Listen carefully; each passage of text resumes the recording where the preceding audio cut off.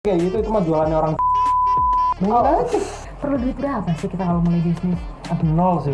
Aku waktu itu nemu video orang masak nggak pakai baju. Perempuan ini sepertinya target yang empuk gitu untuk dijadikan mangsa.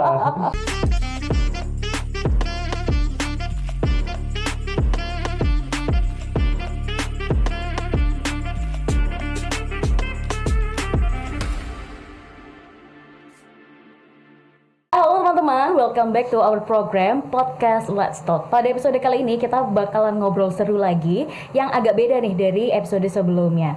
Kalau kemarin kita fokus pada pendidikan, kali ini kita akan ngobrol sama seorang entrepreneur.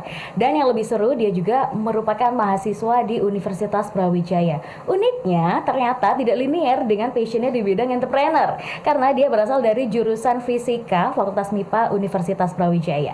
Langsung aja nih kita ngobrol-ngobrol bareng Muhammad Raihan Gani. Halo Gege. Halo Kak. Gimana nih kabarnya hari ini? Alhamdulillah baik. Mana aku bisa hadir di sini Kak? Oke, sip banget. Oke, biasanya kalau kita mulai podcast ini pakai pertanyaan receh-receh dulu. Oke. Apa makanan favorit kamu? Di Malang ya?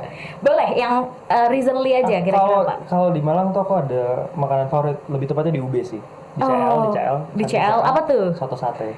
Kenapa? Itu agak aneh sebenarnya kan soto plus tambah sate. tapi enak aja gitu kalau dimakan barengan itu soto. Biasanya satenya aku nggak jadi sate lagi, biasanya dagingnya udah aku Dikeluarin. Oke. Tapi secara harga oke lah ya di Oke CL banget, untuk oke mahasiswa. banget. Bakal jadi everyday menu untuk dimakan. mungkin kalau aku pilihannya ke CL doang ya makan ya kayaknya di situ doang.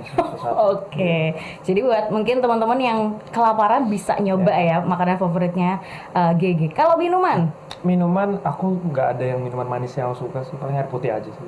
sehat banget hidup kamu. Netral lebih Healthy lifestyle.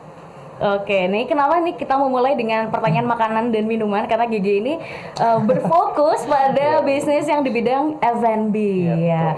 Tapi sebelum aku ngobrolin soal bisnis kamu, yang bikin menarik adalah background dari pendidikan yang tidak linear ini gitu ya. Fisika bro gitu kan, kok bisa gitu, why fisika? Karena emang aku basicnya suka fisika. Aku dari SMA itu emang tertarik sama pelajaran fisika. Jadi pas aku mau kuliah gitu, tadinya mau ngambil arsitektur. Oh, Karena emang aku suka gambar juga. Oke. Gitu. Cuman akhirnya sadar diri aja lah. Aku kan masuk fisika ini SNMPTN, jalur SNMPTN. Jadi kayak pas udah keterima, biasa aku juga suka fisika kok. Jadi nggak ada masalah. Dan memang basicnya aku suka. Jadi aku nggak yang memberatkan itu sebagai nanti tuh kerjanya mau nyari kerja apa. Fisika kan kerjanya apa sih gitu. Aku nggak ngarah sana. Aku lebih ke ya udah enjoy aja pelajaran fisika gitu. Oke.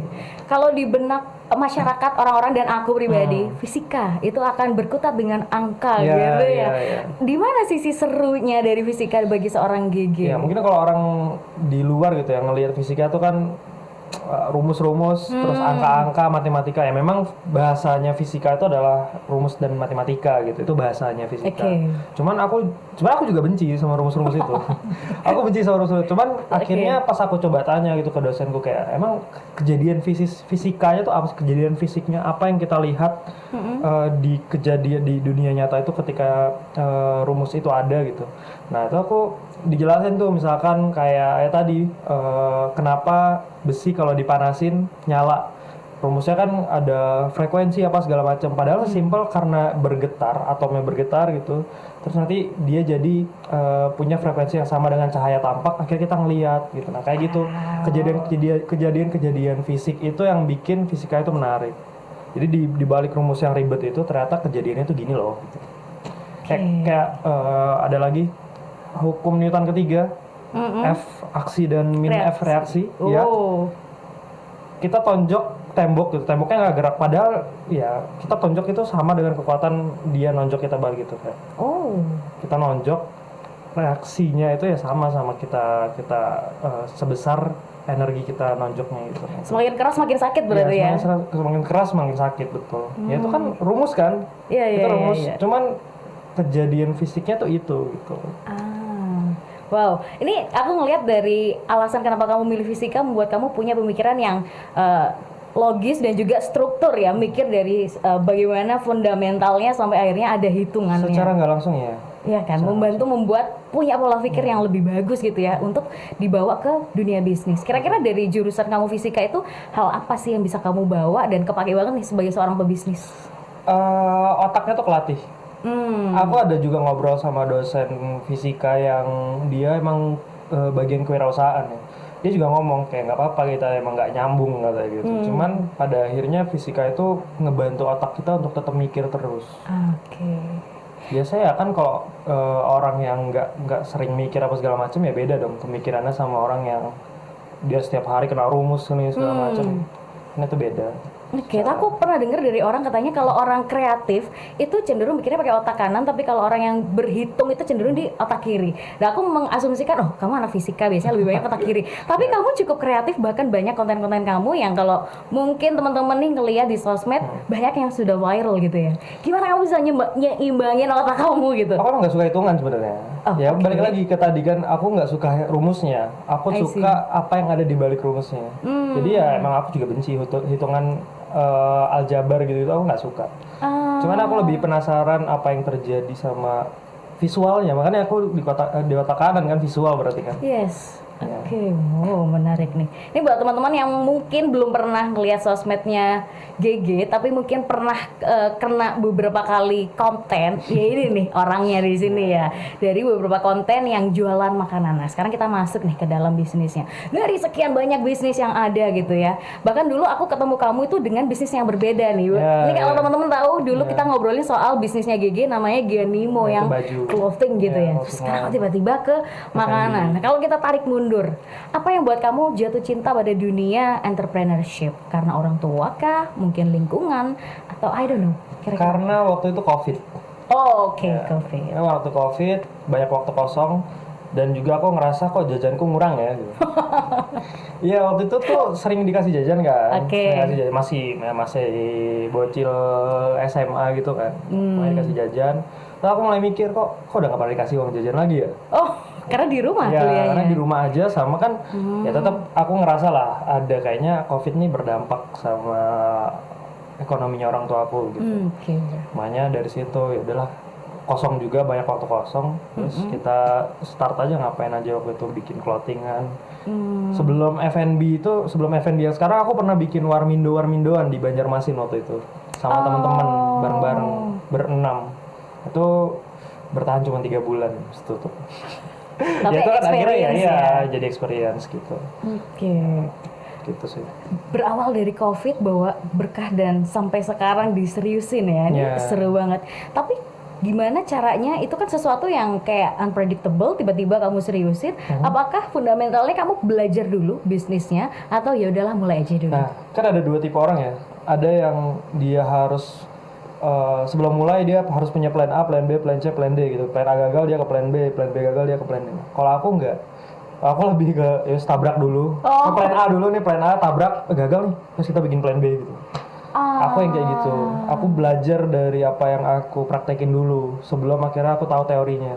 Makanya Oke. pas baru akhir ini aku baca buku tentang marketing ya. Oh, ternyata selama ini aku lakuin tuh teorinya ini. Teorinya ini gitu. Learning by doing learning ya. by doing. Oke, seru. Ini kalau kata orang Jawa adalah bondo nekat nih ya, gini. Apa tuh? Bondo itu modal nekat. modal nekat. Modal nekat. Iya, iya, Nah, iya. orang Jawa ngomongnya bondo nekat. Wes gak ero, gak tahu gimana nanti ujungnya. Yang penting dicoba dulu, trial aja dulu. Seru banget. Bisnis pertama yang Gegil lakuin tahun berapa dan di bidang apa? Oh, bisnis pertama itu sebenarnya kalau ditarik dari zaman dulu ya, dari zaman SD itu aku udah suka jualin mainan. Oh, Iya. ke teman-teman sekolah gitu. Iya, waktu sekolah. Aku jualin mainan. Seru mainan. banget. Jadi aku emang orang tua aku tuh suka beliin mainan gitu. Oke. Nah, mainanku tuh banyak di rumah. Jadi aku jualin pas SD. Nah, itu kalau ditarik lama banget ya gitu. Cuman kalau yang dimulai agak serius tuh SMA waktu zaman-zaman hypebeast tahu? Yang clothingan Oke. Off-White, Ah. Champion. Nah, gitu aku udah mulai coba jualan itu terus, tapi itu nggak lama juga sih. Habis itu yang terakhir ini clothing line, baru akhirnya Warmindo itu tutup. Terus Gianimo-nya aku jalanin terus lagi sampai akhirnya kuliah tuh 2 tahun di Gianimo aja. Oh. Baru akhirnya masuk sekarang F&B. Oke, ini kan antara clothing dan F&B adalah 2 hal yang Berbeda. mungkin lini bisnisnya Ya, beda gitu jauh ya. banget, ya. Oke, apa alasannya dan kalau di comparison kamu lebih prefer yang mana atau both of them oke jalan deh? Tergantung sih ya, tergantung waktu awal aku start Geonimo ya aku nganggapnya wah ini menguntungkan sekali. Karena modalnya benar-benar dikit. Aku cuman bikin desain doang, lempar ke vendor pabrik balikin ke aku packing ke mereka ke customer gitu.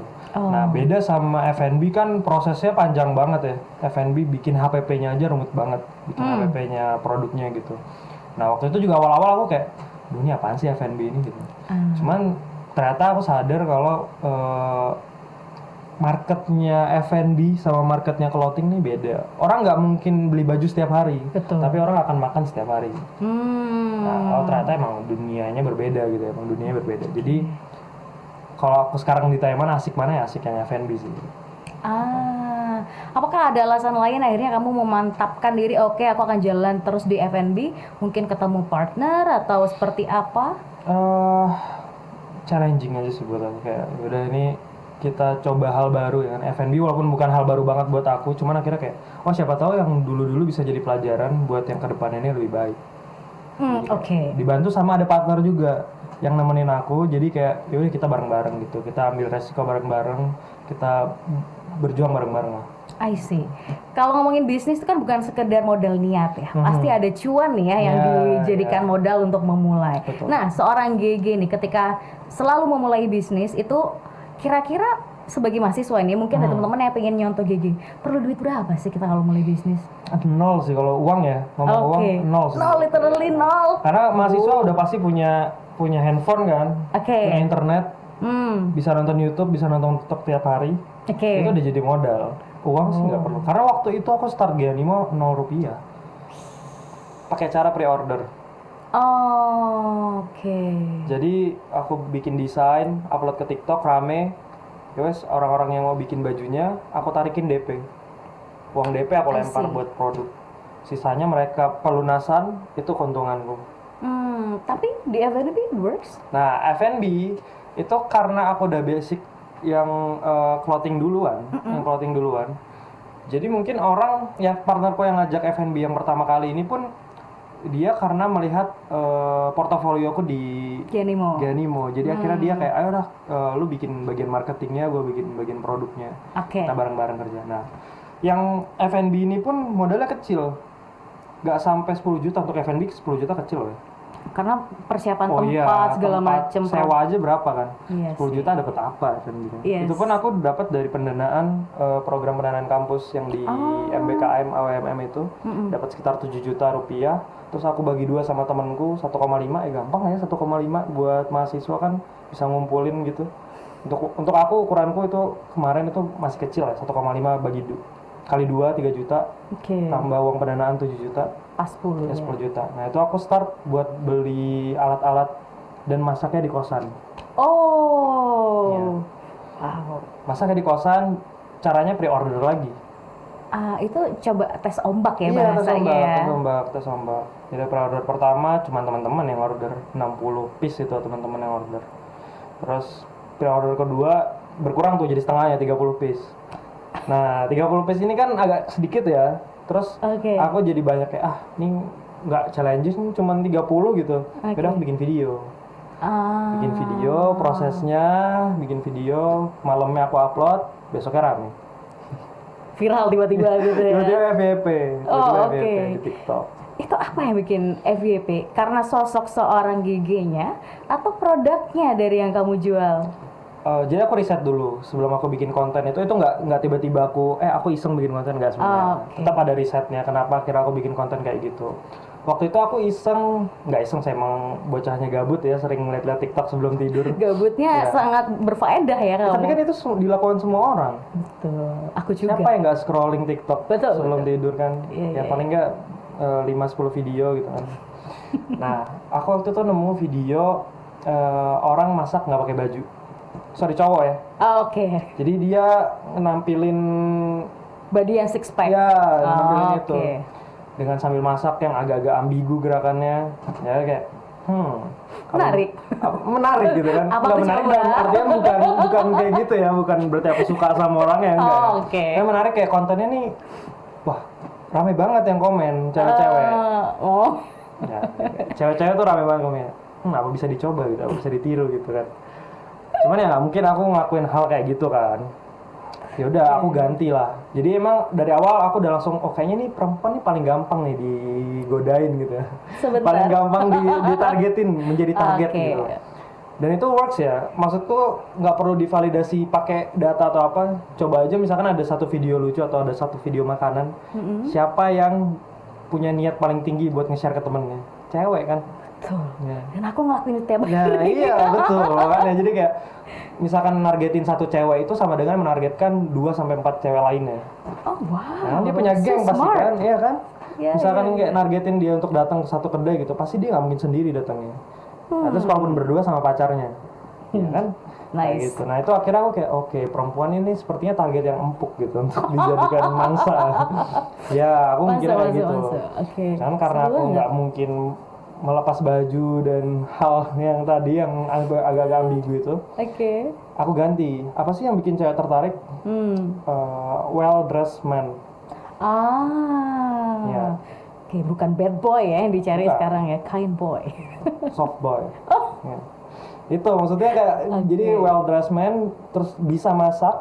Kan anggapannya cowok bisa masak tuh atraktif buat wanita kan. Seksi. Ya. Ditambah menggunakan well dressed pakaian yang bisa dibilang rapi lah ya. Oke. Ditambah pakai sound TikTok yang atraktif. Oke, yang lagi Lagi viral. viral dan enak gitu soundnya gitu kayak earworm lah jadi earworm. Mhm. Dari situ bikin video itu cut prosesnya sebenarnya panjang kan, bikin bakmi kan panjang dari ke pasar dulu, ke Superindo dulu, terus bikin mie-nya kan masih manual tuh kita pakai apa? pakai tangan? Iya pakai tangan. Oh, nggak beli jadi gitu? Enggak beli jadi. Kita emang waktu itu punya resep sendiri buat bikin mie. Dari situ akhirnya prosesnya step by step per video itu cuman per scene ya, cuman 1 sampai 3 detik lah. Cepet tap sampai bakminya jadi. Jadi kayak satu video cuman 20 detikan. Oh, wow. Dan itu rame. Itu malam pas paginya aku lihat rame. Oke. Ini kayak kamu jago banget ya soal dunia perkontenan. Kenapa kamu bikinnya 20 detik ke 20 menit gitu? Karena orang mungkin udah ada ad block ya di pemikiran Gen Z itu ada ad block di otaknya dia gitu.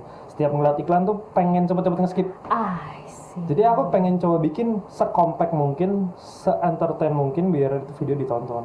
20 detik ya promosi bakmi. Dan aku juga di caption tuh pakai cara copywriting yang sederhana banget. Call to actionnya tuh cuman ada yang mau nyoba nggak? Nggak ada tuh kayak kalau ada yang mau nyoba bisa hubungi nomor gini segala macam nggak ada. Aku cuma sesimpel ada yang mau nyoba nggak tanda tanya. Jadi jawaban apa mengundang reaksi komen mau nyobain dong. Oh, seru ya. Dunia perkontenan ini kamu Ya, merasa ini gitu. sangat efektif dibandingkan Dan itu mungkin efektif, iya. mungkin strategi marketing yang lainnya. Menurut kamu setelah jalanin bisnis nih kira-kira dunia perkontenan di sosmed entah itu TikTok, IG daripada mungkin kamu punya kedai atau apa tuh ya yang di pinggir jalan, kamu prefer mana tuh kira-kira? Antara konten atau Strategi marketingnya strategi ya marketing kita ya. ngomonginnya. Tergantung sih ya, tergantung. Karena ada orang yang memang nggak se-concern itu dengan konten. Yang penting dia jualan aja gitu segala macam. Memang untuk aku sekarang konten itu penting.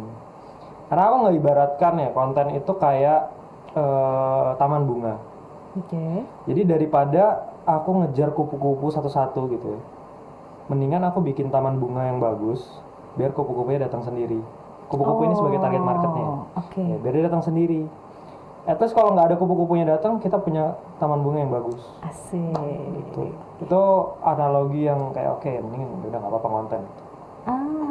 Kira-kira dengan konten yang sudah sering banget viral, ngaruhnya ke bisnis kamu tuh sejauh apa sih? Kalau mungkin ngomongin sampai ke profit atau pendapatan?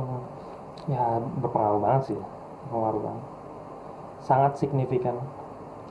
Oke. Baik, sekarang ngomongin soal bisnis kamu ya, F&B.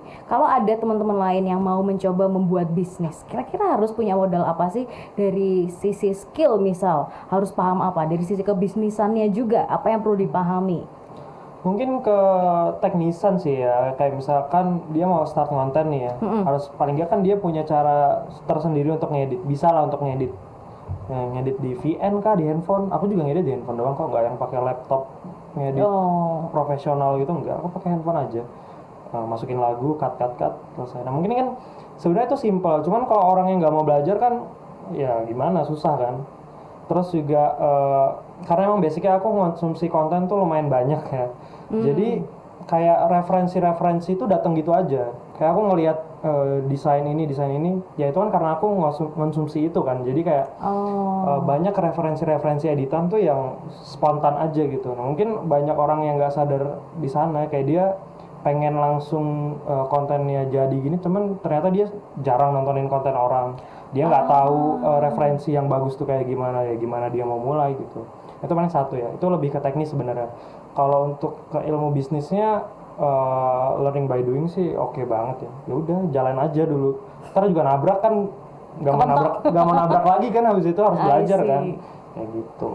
Oke, nah yang menarik aku tadi sempat ngobrol, kamu jawab soal HPP gitu ya, dan di konten kamu kayaknya itu juga cukup viral ya. Boleh mungkin dibagiin ke teman-teman di sini, apa sih pentingnya paham HPP dan cara ngitung yang paling gampang deh? HPP itu kan dasar banget ya dari bisnis. Kayak berapa kita ngehargain produk kita tuh base-nya on HPP kan. Modal yang kita keluarkan untuk satu kali diproduksi satu produk itu keluar itu kan itu HPP-nya gitu. Kalau misalkan kita nggak tahu itunya dasarnya, terus kita mau ngerunning bisnisnya gimana? Kita mau nentuin harga jualnya gimana? Kita mau gaji karyawan gimana? Nah, mungkin itu yang bisa ngebedain antara restoran-restoran yang akhirnya berdiri sama, sorry ya, ini bukan merendahkan orang yang jualan di pinggir jalan, tapi mereka nggak concern ke sana, ya akhirnya mereka di situ-situ aja kan. Yang penting kan mereka mindsetnya gini, yang penting modalnya balik lagi buat besok aku belanja. Bisa. Itu kan mindsetnya mereka, tapi ya itu mindset yang akhirnya ngebuat mereka nggak bisa grow, nggak bisa kemana-mana. Terus rata-rata akhirnya yang biasa megang langsung bisnisnya itu pun orang yang menjalanin bisnis itu ya ownernya langsung kan. Dia nggak ngedelegasiin itu ke tim. Pada akhirnya dia ya berfokusnya, capeknya di situ aja. Dia nggak mikir untuk expand bisnisnya gimana, nah kayak gitu. Ya jadi kayak sedasar HPP itu, bahkan orang-orang tuh masih banyak yang belum concern ke sana. Termasuk di kontenku itu banyak komen-komennya, ngapain sih kayak gitu, itu mah jualannya orang Cina. Bayangin aja. Kayak apa sih gitu, kenapa kayak gitu. Itu mah cuman orang-orang Cina doang kayak gitu. Yang penting saya mah jualan ya jualan aja gitu. Silahkan, mungkin memang kamu pengennya kayak gitu ya. Kalau aku sih enggak. Aku akan lebih memilih untuk, ya ini kan ribet, bikin HPP di makanan tuh ribet. Karena kan harus misalkan ya di satu porsi itu butuh garamnya 1, 2 atau 3 gram gitu. Ya kita ditimbang. Satu-satu. Semuanya ditimbang. Jadi untuk pemakaian segini harganya jadi berapa, kita belinya berapa, dibagi kan nanti, jadinya keluarnya berapa ratus rupiah gitu. Dengan exact number itu akan berpengaruh apa sih sama bisnis kamu? Ya, jadi kita tahu akhirnya berapa persen sih modal yang kita perlu keluarin. Di akhir bulan tuh biasanya ketahuan gitu. Ya, omsetnya ya oke, misalkan omset 100 juta. Tapi HPP-nya 70%. Berarti berapa tuh? 70 juta kan untuk ngeluarin modalnya aja. Sisa 30 juta ternyata belum gaji karyawan, belum gaji manajer, belum gaji ini, gaji segala macam, belum juga beban sewa. Tahu-tahu habis semua. 30 juta. Untungnya mana? Iya. Nah, itu kan nggak tahu kalau misalkan kita nggak tahu HPP-nya. Kenapa HPP-nya bisa 70%? Kenapa nggak dibikin jadi 30 atau 40%? Itu kan kalau orang nggak tahu HPP-nya, ya gimana dia bisa bikin itu? Seru ya ternyata ya. Kalau semua dengan ada perhitungan yang pasti, bisa profit juga tuh keuntungan. Tadi ada juga kamu ngomong soal mendelegasikan tugas gitu ya. Berarti sekarang kondisinya Gigi menjalankan bisnis sudah bersama dengan tim gitu ya? Udah ada tim. Berarti mau nggak mau harus ada aturan dong untuk teman-teman ngejalanin ini. Sepenting apa itu? SOP ya bahasanya. Operational itu perusahaan. Jadi kayak sesimpel bikin roti bakar aja deh. Atau nggak usah roti bakar tuh agak ribet ya. ST aja. ST tuh ada SOP-nya. Gimana? Jadi kalau misalkan di kedaiku ya, Cahaya Baru, itu ada tingkatannya lah. Misalnya dari owner ke manajer dulu, ke SPV, baru ke tim. Jadi pendelegasiannya tuh lumayan panjang. Nah, gimana kira kita ngejaga mutunya ya pakai SOP. Ya, tadi sesimpel bikin ST aja itu ada SOP-nya. Terus ngepel lantai pun ada caranya. Kita tulis di Serius? iya. Oh, gitu. Jadi kayak emang pendelegasian tuh harus sekompleks itu dengan SOP. Dan SOP itu pasti berubah setiap waktu kan. Kayak misalkan kayaknya ini ngerasa udah nggak relevan ininya. Rasanya apa segala macam kayak banyak yang bilang keasinan. Ubah lagi SOP-nya gitu. Wow. Jadi tetap ada survei ke pelanggan juga Iya, gitu ya tetap- soal tetap mutu dan terus, rasa. tetap. Wow, seru. SOP itu penting. Oke, terus aku ngeliat juga di konten kamu seorang GG ini bukan hanya sekedar pinter marketing dan bisnis gitu ya, pinter masak loh. Oh, Itu gimana nih? Aku penasaran apakah itu just Sebenarnya, konten atau memang iya. kamu jago masak? itu just content sih. Oh. Itu just content. Cuman ya tetap kalau dulu ya di Bakmi Hoki, itu aku tetap ikut masak. Aku tetap ikut ngulek-ngulek bikin mie gitu ngadon-ngadon gitu iya. Oke. Cuman untuk yang masak sekarang di kedai Cahaya Baru itu bukan aku. Ada chefnya gitu? Ada chefnya, tetap ada head chefnya. Ah, wow. Nah tadi itu kan head chef, SPV, manager baru ke owner. Nah itu. Oh, oke. Kalau aku biasanya, Re, bentar ya, tak pakai konten gitu. Ah, paham, paham. Nah, dari situ tuh muncul pertanyaan, apakah ketika menjalankan bisnis F&B, seorang owner itu harus pinter masak juga gitu? Oh, enggak ya? Jadi yang perlu apa? Memahami dari sektor bisnisnya aja? Memahami sektor bisnis ya, memahami customernya kayak gimana. Yang penting kan bisa ngedeliver itu dengan baik ke customer gitu. Oh. Gak perlu bisa masak, kayak cari lah partner yang bisa masak. Ah, nice, Dan nice. itu yang aku lakukan di 2 bisnis sebelumnya, Bakmi Hoki sama sekarang Cahaya Baru. Partner-partnerku emang yang ngedukung kekuranganku gitu. I see. Dan aku melengkapi kekurangannya mereka. Itu ya esensinya dari tim. Oke, menu favorit di kedai Cahaya Baru apa nih? Kalau aku personally suka nasi goreng. Nasi goreng itu paling laku lah ya di sana kalau Sebenarnya kalau setiap orang. paling lakunya nasi ayam. Oh, Tapi beda aku lagi. sukanya nasi goreng. Kenapa tuh? Karena nasi goreng yang ada di Cahaya Baru itu asal muasalnya dari pain aku sendiri. Oh, Karena aku nggak ngerasa nemu nasi goreng yang enak di Malang. Dan satu-satunya nasi goreng comfort food buat nasi goreng aku tuh di Solaria. oh, dan Pesan pricey Solaria kan ya. pricey ya, mahal kan kalau makan nasi goreng gituan setiap hari. Ya wes, aku buka sendiri, bikin Dan sendiri. bukanya siang kalau di mall. Iya, nah ini kan pagi. Oke. Dari jam 7 sampai jam 11. Oke, coba kasih alasan kenapa teman-teman nih harus banget ke kedai Cahaya Baru. Kalau di Cahaya Baru ya, itu sebenarnya kita nggak jual yang gimmick yang gimana-gimana gitu enggak. Kita jual 3 kebutuhan dasarnya mahasiswa aja deh. Apa tuh? Makan siang, sarapan, makan siang sama ngopi. Oh, Itu yang dikasih di Cahaya Baru. Jadi mau makan siang ya wes, kamu nih ada kelas pagi, terus lanjut kelas siangnya ada space 1-2 jam, silakan mampir ke Cahaya Baru, makan siang di situ. oke. Lokasinya di mana sih ini? Jalan Bunga Leli. Oke, nggak terlalu jauh lah ya dari kampus. Nggak terlalu jauh. Oke. Aku bolak-balik sering kok. Oke, karena Iya. ketika dikasih tadi alasannya, terus ke sana jauh, mager juga Iya, ya betul. mahasiswa Ini ke sana. masih deket banget kok sama area kos-kosan yang ada di Kalpataru, daerah Oke. Kalpataru. Harga-harga aman ya buat Kalau kantong? harga itu masih oke sih untuk porsinya ya. Jadi porsi kita tuh banyak banget. Banyak banget yang komen porsinya banyak banget. Ini porsi kuli nih untuk perempuan ya. Untuk perempuan kayaknya untuk ngabisin itu bener-bener kayak dia kenyang seharian. Betul, bisa dibungkus kali ya. Jadi kayak secara harga dan porsi menurutku masih Aman. aman. Oke, ini benar-benar last question untuk teman-teman yang lagi nonton GG. Kira-kira apa nih motivasi yang bisa GG kasih ke teman-teman? At least bisa menjadi sosok entrepreneur muda yang cukup sukses di usianya seperti yang GG lakukan. Kalau aku ya, biasa kan orang-orang di mahasiswa ya lebih tepatnya. Biasanya dia mau start sesuatu tuh selalu bermasalah dengan modal. Padahal kalau memang kitanya punya value dan semangat gitu ya, modal tuh datang dari mana aja. Oh, Contohnya apa yang terjadi di aku sekarang, kalau aku ngebuka cabang tuh aku udah nggak masalahin, nanti modalnya apa ya, modalnya gimana nih. Misalnya mau buka cabang untuk butuh RAB sekitar 200 juta, aku nggak mau musingin ke sana. Karena modal itu bisa ditawarin kemana aja. Yang aku masalahin justru nanti konsepnya gimana, terus nanti marketingnya gimana, itu yang akhirnya jadi masalah. Nah, jadi jangan memulai sesuatu itu mempermasalahkan modalnya. Uang orang tuh banyak banget yang nganggur. Uang orang yang punya uang 10 miliar di rekeningnya, kita ambil 50 juta gitu untuk bisnis itu dia nggak akan berpengaruh gitu.